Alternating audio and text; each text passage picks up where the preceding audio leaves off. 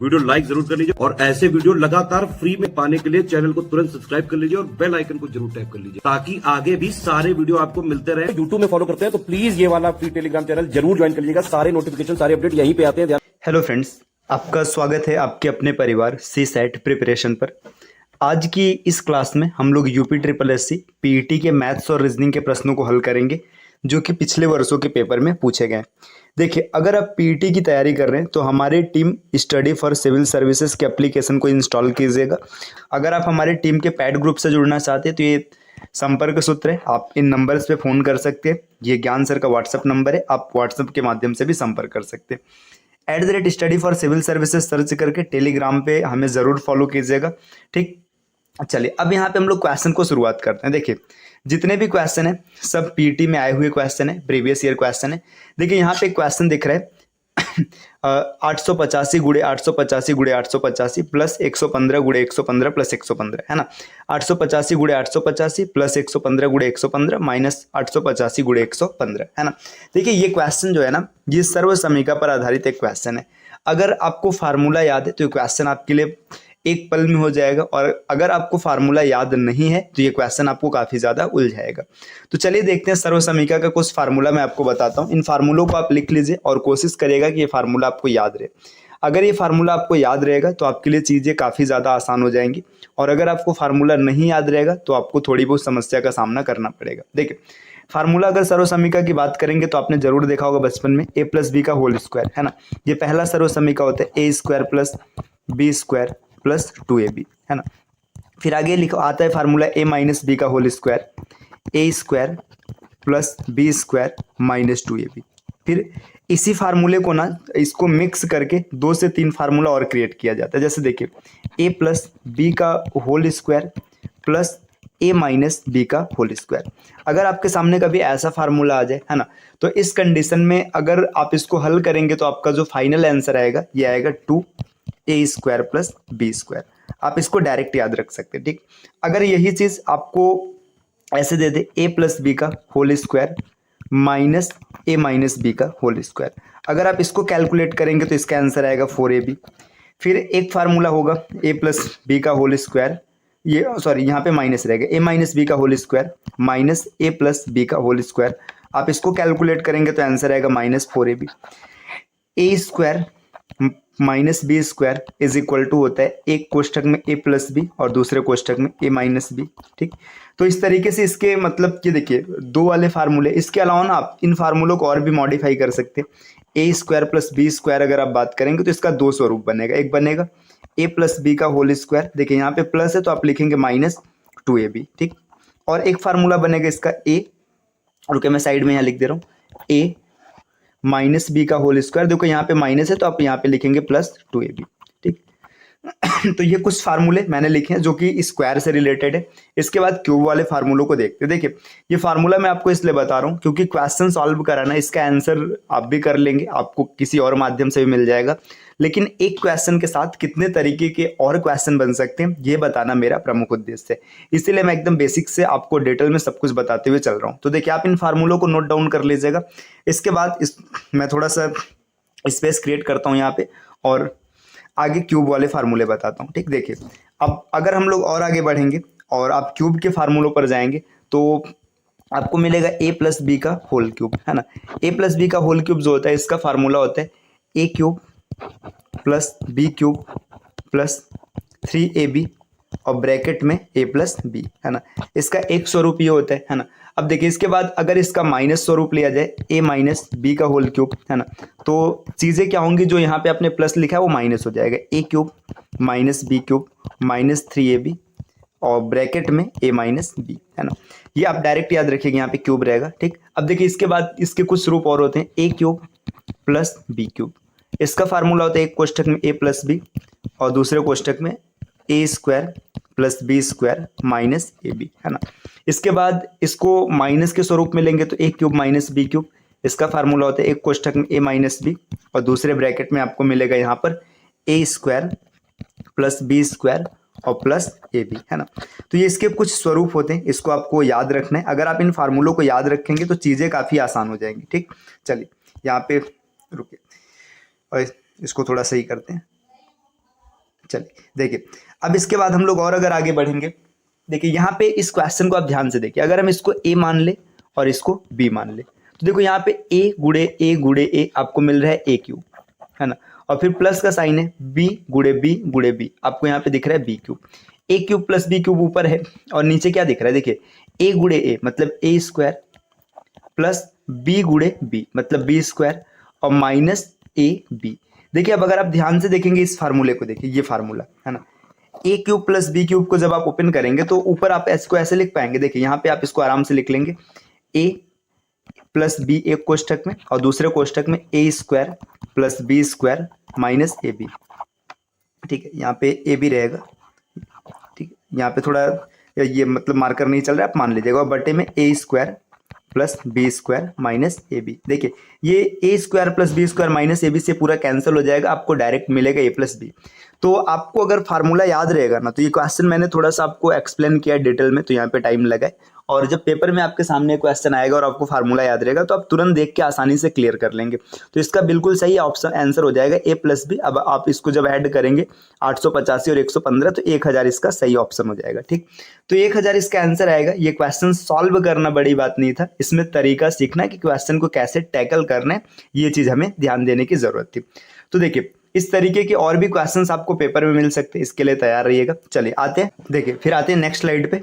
तो यहाँ पे एक क्वेश्चन दिया है, देखिए यहाँ पे दिया है करड़ी में, यहाँ पे वैल्यू नहीं पता तो हम x मान लेते है ना, इसको यहाँ पे रखते हैं x और बटे 196 बराबर 72/56। देखिए यहाँ पे आप करड़ी में x रहेगा, 96 को आप करड़ी से बाहर निकालेंगे 196 है, तो ये आपका मिल जाएगा 14 और बराबर में 72/56। अब इसको अगर कैलकुलेट करेंगे तो ये 14 से कट जाएगा, 14 चौका 56 और 72/4 18 आ जाएगा। रूट x बराबर 18, तो ये रूट इधर आएगा तो स्क्वायर हो जाएगा, तो x इज इक्वल टू 18 का स्क्वायर हो जाएगा 324 ऑप्शन नंबर सी। चलिए तो ये एक तरीके से एकदम सरल क्वेश्चन था सिंप्लीफिकेशन का। आते हैं नेक्स्ट स्लाइड पे। अगले स्लाइड पे यहाँ पे क्वेश्चन दिया है, उस शब्द का चयन कीजिए जो समूह के बाकी शब्दों से मेल नहीं खाता। अब यहाँ पर आपको 4 शब्द दिए गए, 4 शब्द में से 3 एक से समान होगा, एक जैसा होगा और बाकी एक अलग होगा। देखिए दही, मक्खन, तेल और पनीर। अब इसमें देखेंगे ना तो इसमें से जो दही है, मक्खन है, पनीर है, दही मक्खन पनीर ये तीनों मिल्क प्रोडक्ट है, तो जो सही ऑप्शन हो जाएगा इसमें तेल हो जाएगा, क्योंकि तेल आपका मिल्क प्रोडक्ट नहीं है, ऑप्शन नंबर सी। अगर इंग्लिश वर्जन में देखेंगे तो ऑयल, ऑयल इसका बिल्कुल सही ऑप्शन हो जाएगा। ये एनोलॉजी का एक क्वेश्चन था। एनोलॉजी के क्वेश्चन को सॉल्व करने के लिए आपके पास शब्द भंडार होने चाहिए। अगर आपको शब्दों की का अच्छा ज्ञान है तो आप आसानी से कर पाएंगे, अन्यथा आपको थोड़ी समस्या बनेगी। चलिए नेक्स्ट क्वेश्चन नंबर 6। देखिए यहाँ पे दिया है 4 खिलाड़ियों की औसत उम्र 18.5 वर्ष है। अगर कोच की उम्र भी इसमें शामिल की जाए तो औसत उम्र 20% बढ़ जाती है। कोच की उम्र बताइए। देखिए यहाँ पर ये इस क्वेश्चन का इंग्लिश वर्जन है, आप अगर इंग्लिश में देखना चाहते हो तो देख सकते हैं। देखिए 4 प्लेयर हैं, देखिए प्लेयर जो है, प्लेयर कितने हैं, 4 हैं, है ना, 4 प्लेयर हैं। इनका जो एवरेज उम्र है, एवरेज, अगर एवरेज की बात 18 यहाँ पे दिया है 0.5, तो अगर टोटल उम्र निकालना होगा तो 4 से मल्टीप्लाई कर लेंगे। ये किसकी उम्र है, प्लेयर्स की उम्र है, वो चारों की, है ना। अब देखिए यहाँ पे बोला जा रहा है कि 4 प्लेयर के साथ हम कोच को भी शामिल कर लेते हैं। ठीक, अगर कोच को शामिल करेंगे तो 5 हो जाएंगे, है ना। यहाँ पे लिख लेते हैं कोच प्लस 4 प्लेयर, है ना। अब देखिए इनकी उम्र होनी कितनी चाहिए थी, 18.5 और गुड़े यहाँ पे देखिए 4 लोग थे तो आपने 4 लिया है। अब यहाँ पे 5 है तो आप कितना लेंगे, 5 करेंगे, 5 इतना होना चाहिए था। लेकिन बोला क्या जा रहा है कि 20% बढ़ जाता है, तो 20% बढ़ाने के लिए आप 20% की फ्रैक्शन वैल्यू कितनी होती है, 1/5 होती है ना। 5 ओरिजिनल था, 5 से 1 बढ़ गया, 6 हो गया, तो ये हो जाता है 6/5। 5 से 5 कैंसिल हो गया, है ना। देखिए अब अगर इसको कैलकुलेट करेंगे तो यहाँ पे 18.6 आ गया। देखिए 18.5 गुणे 6 है, इसको कैलकुलेट कर लेना, 111 आ जाएगा। ये कोच और 4 प्लेयर की उम्र है ना, 4 प्लेयर और प्लस कोच की उम्र है। अब इसके बाद देखिए अगर हम खाली 4 प्लेयर की उम्र की बात करेंगे तो 4 प्लेयर का उम्र कितना है, देखिए यहाँ पे आप मल्टीप्लाई करा लेंगे, 37, यहाँ पे देखिए हो जाएगा इसका 74 आ जाएगा। अब इसको माइनस करेंगे तो आपको यहाँ पे आंसर मिल जाएगा 37, ऑप्शन नंबर डी। और वैसे भी देखिए आप इतना नहीं करते फिर भी आप सोच सकते हैं। देखिए यहाँ पे 18.5 का 4 गुना और यहाँ पे 6 गुना है, तो दोनों का डिफरेंस कितना होगा, 2 गुना होगा। 18 दूना 36 और 1 37, ये इसका बिल्कुल सही ऑप्शन बनता। ये इसका स्मार्ट तरीका है, आप आसानी से इसको कैलकुलेट कर लेंगे, बिल्कुल भी आपको दिक्कत नहीं आएगी। चलिए आते हैं नेक्स्ट प्रश्न पर, क्वेश्चन नंबर 7। देखिए अब इसमें क्या दिया है, और टीवी सेट का मूल्य 30% घटाने पर बिक्री 20% बढ़ गई, दुकानदार के आय पर इसका क्या प्रभाव पड़ा होगा। ये इस क्वेश्चन का इंग्लिश वर्जन है, अगर आपको इंग्लिश में चाहिए तो आप इंग्लिश वर्जन में देख सकते हैं, कोई दिक्कत नहीं। देखिए, एक टीवी सेट का मूल्य 30% घटाने पर, अब यहाँ पे ये परसेंट का क्वेश्चन है, आप आसानी से कर सकते हैं। देखिए 30% की फ्रैक्शन वैल्यू है ना, कितना होता है आपका 3/10 होता है। और इसके बाद देखिए यहाँ पे बोला जा रहा है कि 20% की फ्रैक्शन वैल्यू 1/5 होता है। अगर आपको फ्रैक्शन वैल्यू पता रहेगा तो आप आसानी से कर लेंगे। देखिए फ्रैक्शन वैल्यू जब लिखा जाता है ना, तो जो आपका हर होता है ये हमेशा ओरिजिनल होता है, मतलब ओरिजिनल क्वांटिटी को रिप्रेजेंट करता है। और जो अंश होता है ये हमेशा परिवर्तन को दिखाता है कि परिवर्तन के बाद की स्थिति क्या रही होगी। देखिए टीवी सेट का मूल्य 30% घटाने पर, समझो देखिए पहले ना, मतलब स्टार्टिंग में जो, मतलब पहली कंडीशन है, मतलब इनिशियल और फाइनल। स्टार्ट में ना मूल्य 10 था, जब 30 घटा दिया गया, मतलब 3 कम कर दिया गया तो 7 हो गया होगा, ठीक। अब दुकानदार की बिक्री, देखिए बिक्री के साथ क्या होता है, बिक्री ना पहले कितनी थी, 5 थी, पहले बिक्री 5 थी, और जब इसको दाम कम कर दिया गया तो ये 5 से 1 बढ़ गया, 1 बढ़ गया मतलब कितना हो गया, 6 हो गया। अब देखिए 10 रुपए का सामान 5 सामान बेच रहा था तो 50 रुपए कमा रहा था, है ना। 10 रुपए के सामान को 5 बेचने की स्थिति है। अब अगर ये 7 रुपए का सामान 6 बेचेगा तो 7 छः का 42 रुपए की इनकम होगी। देखिए पहले की स्थिति क्या थी कि 50 रुपए की कमाई थी, अब की स्थिति में 42 रुपए की कमाई है, तो 8 रुपए का नुकसान हो रहा है, क्या है ना, 8 रुपए का नुकसान हो रहा है, कितने रुपए पर, 50 रुपए पर। अब इसको कैलकुलेट करने के लिए, परसेंट निकालने के लिए 100 से गुणा करा देंगे। अब जब गुणा कराएंगे तो आपका आंसर आ जाएगा 16%, है ना। ये 16% जो है ना, ये 16% का इसको लॉस हो रहा है। देखिए 16% का लॉस हो रहा है यहाँ पे, इसमें शायद कोई डिस्टर्बेंस है, सही से चल नहीं रहा है, मतलब आप मान लीजिएगा, ठीक है। 16% का घाटा लग रहा है इसको, ठीक। यहाँ पे ऑप्शन नंबर डी इसका बिल्कुल सही हो जाएगा। चलिए आते हैं अगले प्रश्न पर, देखते हैं अगला प्रश्न क्या है। देखिए नेक्स्ट स्लाइड नंबर 8 की अगर बात करेंगे तो यहाँ पे एक क्वेश्चन दिया है, देखते हैं इस क्वेश्चन को कैसे सॉल्व करना है। देखिए ये क्वेश्चन आपसे पूछ रहा है √5 - 3 अपॉन √5 + 3 किसके बराबर है। तो देखिए इसमें ना आपको क्या करना है, इसका परिमेयीकरण करना है, इसका रेशनलाइजेशन करना है। अगर आप इसको परिमेयीकृत कर देंगे तो आपका फाइनल आंसर आपको मिल जाएगा। तो चलिए इसको परिमेयीकृत करते हैं, देखते हैं आंसर क्या आएगा, ठीक। तो स्टार्ट करते हैं। यहाँ पे ये मार्कर सही से चल नहीं रहा है, रुकिए थोड़ा सा।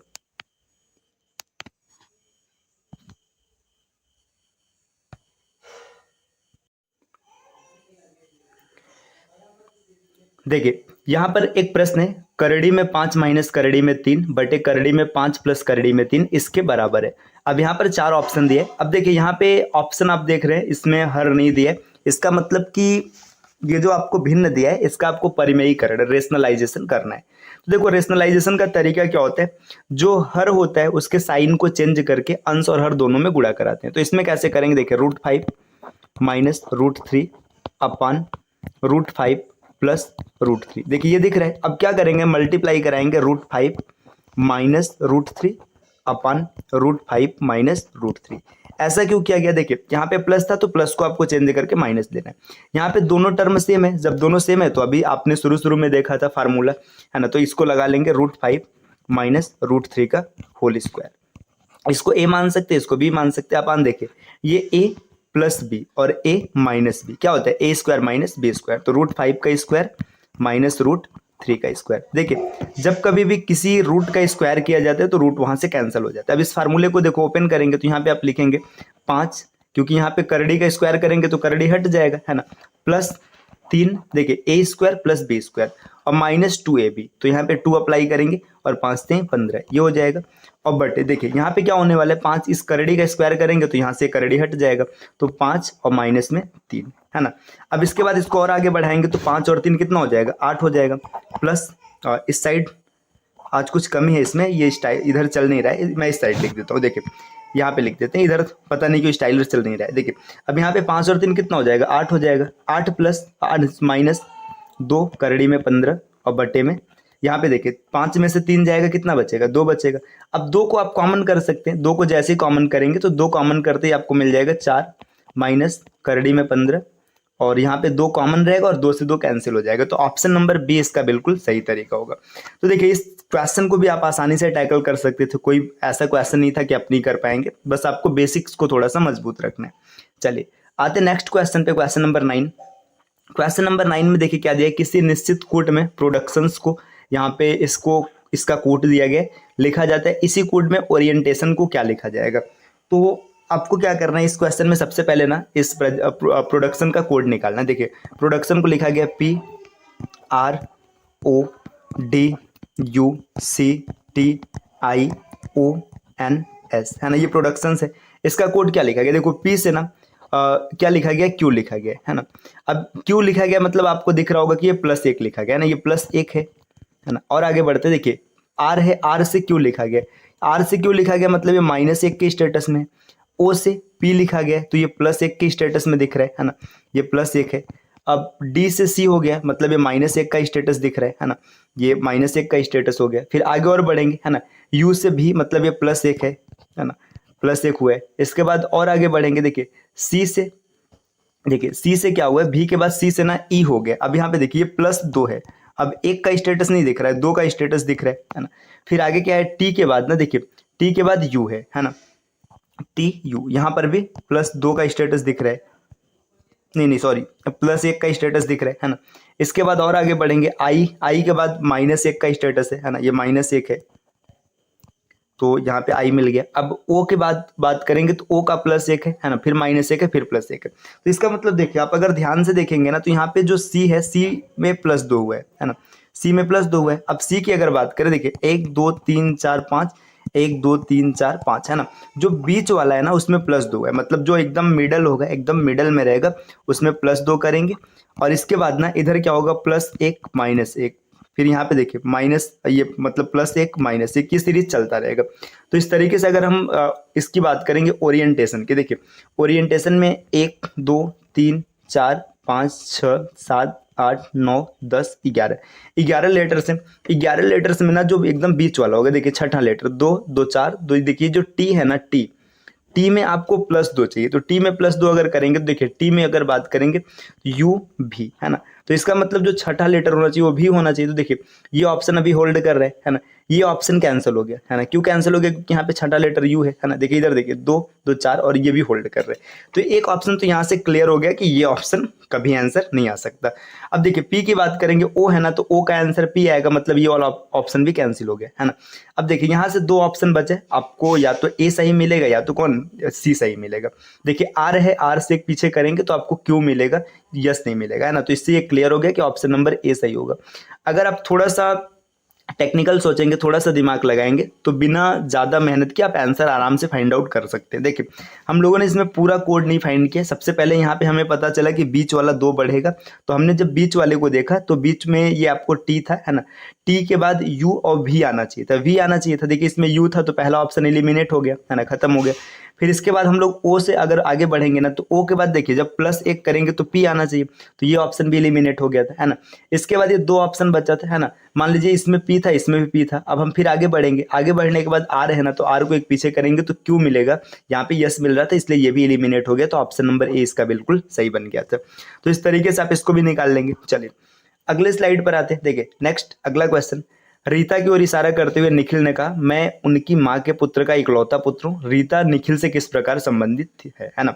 देखिए इसका इंग्लिश वर्जन है, आप देख लीजिएगा। देखिए रीता की ओर इशारा करते, देखिए निखिल नाम का कोई लड़का है, रीता की ओर इशारा करके क्या बोलता है कि मैं उनकी माँ, देखिए ये रीता है ना, मान लीजिए रीता है, ये रीता की माँ है ना, माँ के पुत्र है ना। अब देखिए रीता के माँ का पुत्र मतलब रीता का भाई होगा, भाई का इकलौता पुत्र है ना, इसके बाद ये इसका इकलौता पुत्र है। तो देखो सीधी सी बात है, आपको साफ साफ दिख रहा है कि रीता के भाई का पुत्र है, मतलब रीता इसकी क्या होगी, बुआ होगी है ना।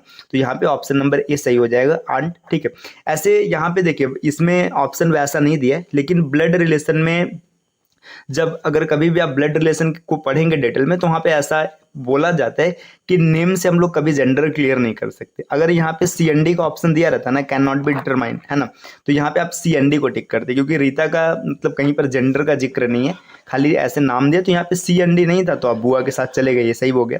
लेकिन अदरवाइज दिया होता तब आप इसको क्लियर नहीं कर पाते। चलिए नेक्स्ट अगले स्लाइड पर आते हैं। 11, यदि किसी वर्ष में 25 अगस्त को गुरुवार है तो उस महीने में सोमवार की संख्या क्या होगी। देखिए कैलेंडर का क्वेश्चन है, ये कैलेंडर मैंने आपको पूरा डिटेल में पढ़ा रखा है। अगर आपको कैलेंडर में अभी भी दिक्कत है तो आपको प्लेलिस्ट में जाना है, UP PCS topic wise reasoning list मिलेगी, वहाँ पे आप कैलेंडर के 3-4 वीडियोस हैं, उनको देख लीजिएगा। कैलेंडर में आपको कभी दिक्कत नहीं आएगी। देखिए दिया है 25 अगस्त को गुरुवार है, तो उस महीने में सोमवार की संख्या कितनी होगी। देखिए सबसे पहले किसी भी महीने में अगर दिनों की संख्या पूछेगा तो दिनों की संख्या या तो 4 या तो 5, इससे ज़्यादा नहीं हो सकता। तो देखिए 6 और 3 वाला ऑप्शन तो ऐसे भी एलिमिनेट हो गया। अब हमें खाली 2 के साथ जाना है। देखिए 25 अगस्त को क्या है, गुरुवार है। 25 अगस्त जो है ये गुरुवार है ना। तो यहाँ पे 26 अगस्त क्या हो जाएगा, फ्राइडे हो जाएगा। 27 अगस्त सैटरडे हो जाएगा, ठीक। 28 अगस्त संडे हो जाएगा। 29 अगस्त मंडे हो जाएगा। देखिए 29 अगस्त को मंडे है, 29 से पहले 22 को मंडे रहा होगा, 22 से पहले 15 को रहा होगा, 15 से पहले 8 को रहा होगा और 8 से पहले 1 को रहा होगा। तो देखिए 1 2 3 4 5 मंडे, इसका ऑप्शन सही हो जाएगा, ऑप्शन नंबर सी। देखो अगर कभी भी ऐसा क्वेश्चन मिले ना कि दिनों की संख्या कितनी होगी, तो वो या तो आपको 4 या तो 5 यही मिलेगा। 3 6 7 ऐसा कभी नहीं हो सकता, है ना। चलिए आते हैं नेक्स्ट स्लाइड पे।